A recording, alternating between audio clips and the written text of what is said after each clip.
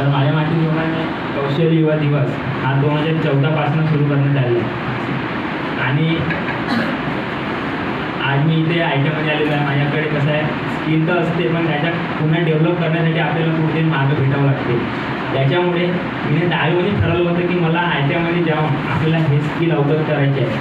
नंतर 12वी केली. 12वीनंतर इथं ॲडमिशन केलं. अगोदर स्किल तर नव्हती. इथं आल्यावर आपल्यामध्ये डेव्हलप झालं आणि नंतर ते माझ्या मते मला कमीत कमी 50% तरी माझ्याने ते स्किल अवगत झालेले आहे आणि पुन्हा येत्या एका वर्षामध्ये पुन्हा ते स्किल अपडेट होऊ शकते. कारण की ते म्हणतात ना मराठीमध्ये एक तरी गुण अंगी असू दे रे, तशासारखंच आहे. आपल्याकडे स्किलच नसेल ना तर या काळात, कारण कसा बेरोजगार वाढलेला आहे आणि या काळात मेन गोष्ट आहे कौशल्य असणे अत्यंत महत्त्वाचे आहे. आपल्याकडे स्किल असेल तर आपण कोणत्याही पायथ्यावर जाऊन आपण कुठं ना कुठं काहीतरी करू शकतो.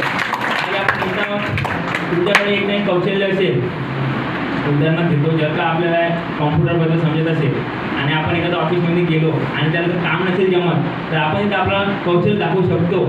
म्हणजे आपल्यामध्ये एक ना एक तरी कौशल्य असणे अत्यंत गरजेचे आहे. या काळात आपल्याला जगायचे असेल तर एक ना एक आर्ट आपल्यामध्ये कला असणे गरजेचे आहे. कुणाकुणामध्ये स्केच काढण्याची कला असते, कुणाकुणामध्ये पळण्याची म्हणजे कला असते. त्याच्यामध्ये स्केच काढते त्याला तर स्केचच्या ह्याच्यामध्ये त्याला पुढे जावं लागेल. कारण कसं त्याला रोजगार मिळणे आवश्यक आहे. तर मग त्याला ड्रॉइंग जमत असेल तर तो त्या क्षेत्रामध्ये पुढे जाऊन आपल्याला तो पोटपाणी करू शकतो. एखाद्याला जर का चांगल्या प्रकारे स्पीच देता येतो किंवा गाणं म्हणता येतो ते त्याच याच्यामध्ये गेले तर त्यांना ते बरं होईल. कारण की ते स्किल आहे. आणि आज जसा फायदा पूर्ण बेरोजगार झालेले आहे. आपले काका भाऊ दादा आधी पूर्ण कुठं म्हणून भटकत आहे. त्याच्यासाठी मग सरकारने एक योजना आणली म्हणजे कौशल्य स्किल.